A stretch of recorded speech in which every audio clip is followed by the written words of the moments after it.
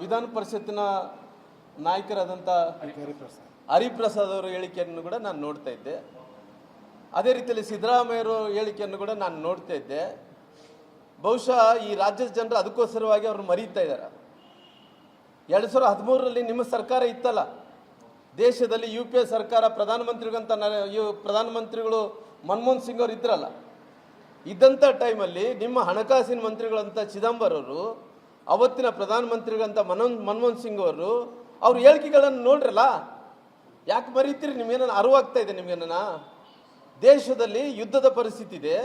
ಯುದ್ಧದ ಪರಿಸ್ಥಿತಿಯಲ್ಲಿದ್ದಂಥ ಟೈಮಲ್ಲಿ ಯಾವ ರೀತಿಯಲ್ಲಿ ನಮ್ಮಲ್ಲಿ ಇದ್ದಂಥ ಡೀಸೆಲು, ಪೆಟ್ರೋಲು, ನಮ್ಮಲ್ಲಿ ದಿನನಿತ್ಯ ಬಳಸಂಥ ವಸ್ತುಗಳನ್ನು ಯಾವ ರೀತಿಯಲ್ಲಿ ಏನು ಎಕ್ಸ್ಪೋರ್ಟ್ ಮಾಡ್ಕೊತೀವೋ ಅದ್ರ ಏನು ಮಾಡ್ಕೊಳ್ಳೋಂಥ ವಿಚಾರಗಳಲ್ಲಿ ಮಿತಿ ಇರಲಿ ಅಂತೇಳಿ ಅನ್ನೋಂಥ ಮಾತನ್ನು ಹೇಳಿದಾರಾಗಲಿ. ಅವತ್ತು ನಿಮ್ಮ ಪ್ರಧಾನಮಂತ್ರಿಗಳು ಹೇಳಿಕೆಯನ್ನು ಕೊಟ್ಟಿಲ್ಲ. 2013ರಲ್ಲಿ ಏನಿತ್ತು? ಅವತ್ತಿನ ಹಣಕಾಸಿನ ಮಂತ್ರಿಗಳಂತ ಚಿದಂಬರಂ ಏನು ಹೇಳಿಕೆಯನ್ನು ಕೊಟ್ಟರು ನೋಡ್ರಲ್ಲ. ಅದಕ್ಕೋಸ್ಕರವಾಗಿ ನಿಮ್ಮನ್ನ ನೀವು ಮರೀತಾ ಇದ್ದೀರಿ ಜನರನ್ನ. ನಿಮ್ಮ ಹೇಳಿಕೆಗಳನ್ನು ನಿಮ್ಮ ಸರ್ಕಾರದಲ್ಲಿ ಇದ್ದಂಥ ಟೈಮಲ್ಲಿ ಅವು ಎಲ್ಲ ಹೇಳಿದಂಥ ವಿಚಾರಗಳನ್ನು ಮರೀತಾ ಇದ್ರಿ. ಅದಕ್ಕೋಸ್ಕರ ದೇಶದ ಜನರು ನಿಮ್ಮನ್ನು ಕೂಡ ಕಾಂಗ್ರೆಸ್ ಪಾರ್ಟಿಯನ್ನು ಮರೀತಾ ಇದ್ದಾರೆ. ಈಗ PM ಅವರ ಹೇಳಿಕೆ ಎಷ್ಟು ಪ್ರಸ್ತುತಿ ಅಂದ್ರೆ ಈಗ ಅವ್ರು ಹೇಳಿದ್ದಾರೆ ಅಂತ ತಕ್ಷಣಕ್ಕೆ ಎಲ್ಲವೂ ಕಡಿಮೆ ಆಗುತ್ತಾ? ಈಗ ಸಾರ್ವಜನಿಕ ಸಾರಿಗೆ ನೋಡ್ರಿ, ಅಲ್ರಿ ಅವರು ನೋಡ್ರಿ, ಕಾಂಗ್ರೆಸ್ ಅವರಿಗೆ ಸ್ವಲ್ಪ ಬುದ್ಧಿ ಕಡಿಮೆ ಅಲ್ಲ. ನಾನೇನು ಹೇಳ್ತಾ ಇದ್ದೀನಿ ನೋಡ್ರಿ, ಅಲ್ಲ ನಿನ್ನೆ ಶಿವಕುಮಾರ್ ಅವ್ರು ಏನು ಹೇಳಿಕೆಯನ್ನು ಕೊಡ್ತಿದ್ರು. ಅವ್ರು ಹೇಳಿದಂಥ ಟೈಮಲ್ಲಿ ಗಂಟೆ ಹೊಡೆದಿವಿ. ಕೋವಿಡ್ ಬಂದಂಥ ಟೈಮಲ್ಲಿ, ಕೊರೋನಾ ಬಂದಂಥ ಟೈಮಲ್ಲಿ ಅವ್ರು ಹೇಳಿದಂಥ ಟೈಮಲ್ಲಿ ದೀಪ ಹಚ್ಚಂದ್ರೆ ದೀಪ ಹಚ್ಚಿವಿ, ಇನ್ನೊಂದು ಮಾಡಂದ್ರೆ ಇನ್ನೊಂದು ಮಾಡಿದ್ವಿ. ಆ ಕೊರೋನಾ ಏನನ್ನು ಕಡಿಮೆ ಆಯ್ತಾ ಅಂತೇಳಿ ಅವ್ರು ಕೇಳ್ತಾ ಇದ್ರು.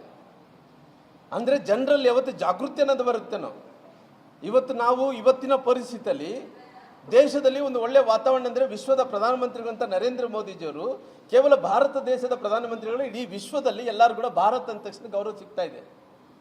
ನಮ್ಮ ದೇಶಕ್ಕೆ ಎಷ್ಟೋ ವರ್ಷಗಳ ನಂತರ ಇಂಡಿಪೆಂಡೆನ್ಸ್ ಬಂದ ನಂತರ ಇತ್ತೀಚೆಗೆ ನಮ್ಮ ಪ್ರಧಾನಮಂತ್ರಿಗಳು ದೇಶ ಅನ್ನಂಥ ಗೌರವ ಬಂದಂಥ ಟೈಮಲ್ಲಿ ಅಲ್ಲಿದ್ದಂಥ ಇರಾಕ್ ಅನ್ನಂಥದ್ದು ಇರಾನು ಮತ್ತು ಅಮೇರಿಕ ಜೊತೆಲಿ ಇಸ್ರೇಲ್ ಅನ್ನಂಥ ಕಂಟ್ರಿಗಳು ಯುದ್ಧಗಳು ಆಗ್ತಾ ಇದ್ರು ಕೂಡ ನಮಗೆ ಅಷ್ಟೋ ನಮ್ಮ ಬಗ್ಗೆ ಗೌರವ ಇರೋ ಕಾರಣ ಅವರು ನಮಗೆ ಅಷ್ಟೋ ಯಾವ ರೀತಿಯಲ್ಲಿ ತೊಂದರೆ ಆಗಲಾರ್ದಂತೆ ಡೀಸೆಲು, ಪೆಟ್ರೋಲು, ಗ್ಯಾಸು ಬೇರೆ ಎಲ್ಲ ಕೂಡ ಆಗ್ತಾ ಇದಾವ.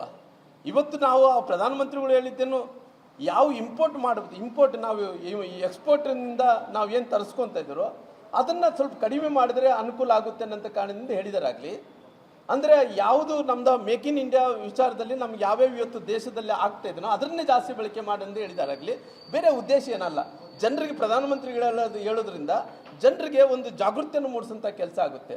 ಏನೋ ಇವತ್ತು GDP ಏನಿದೆ ಇವತ್ತು ನಮ್ಮ ದೇಶದಲ್ಲಿ, ಇವತ್ತು ಕಾಂಗ್ರೆಸ್ ನಾಯಕರಿಗೆ ಕೇಳ್ತೀನಿ, ನಿಮ್ಮ ಸರ್ಕಾರ ಇದ್ದಂಥ ಟೈಮಲ್ಲಿ GDP ಏನಿತ್ತು? ಇವತ್ತು ನಮ್ಮ ಆರ್ಥಿಕ ಸ್ಥಿತಿ ಎಷ್ಟು ಚೆನ್ನಾಗಿದೆ ಅಂದರೆ ವಿಶ್ವದಲ್ಲಿ ನಮ್ಮ 3ನೇ ಸ್ಥಾನಕ್ಕಿದ್ದೀವಿ. ಆದರೆ ಪ್ರಧಾನಮಂತ್ರಿಗಳು, ಈ ದೇಶದಲ್ಲಿದ್ದಂಥ ಪ್ರಧಾನಮಂತ್ರಿಗಳು ಈ ವಿಶ್ವದಲ್ಲಿದ್ದಂಥ ವ್ಯವಸ್ಥೆ ಬಗ್ಗೆ ನೋಡಿದಂಥ ಟೈಮಲ್ಲಿ ದೇಶದಲ್ಲಿ ಈ ರೀತಿ ಬಳಕೆ ಮಾಡೋದ್ರಿಂದ ನಮಗೆ ಫ್ಯೂಚರ್ದಲ್ಲಿ ಯಾವುದೇ ರೀತಿಯಲ್ಲಿ ತೊಂದರೆ ಆಗಲಾರ್ದಂತ ನೋಡ್ಕೋಬೇಕನ್ನೋಂಥ ಜವಾಬ್ದಾರಿಯಿಂದ ಹೇಳಿದಾರಾಗಲಿ. ಆ ಬೇಜವಾಬ್ದಾರದಿಂದ ನೀವು ಹೇಳಕ್ಕೆ ಹೋಗಲಿಲ್ಲ. ಆರ್ಥಿಕ ಪರಿಸ್ಥಿತಿ ಚೆನ್ನಾಗಿದೆ, GDP ಚೆನ್ನಾಗಿದೆ. ದೇಶದಲ್ಲಿ ಇವತ್ತು ಎಂಥ ಪರಿಸ್ಥಿತಿಯಲ್ಲೂ ಕೂಡ ಡಾಲರಿನ ಮೌಲ್ಯ ಏನು ಜಾಸ್ತಿ ಆಗ್ತೈತನೋ ಅದನ್ನು ನೋಡ್ಕೊಂಡು ಇತಿಮಿತಿಯಲ್ಲಿ ಖರ್ಚು ಮಾಡಿರಿ ಅನ್ನೋಂಥ ವಿಷಯವನ್ನು ಹೇಳಿದಾರಾಗಲಿ. ಬೇರೆ ಉದ್ದೇಶ ಏನಲ್ಲ.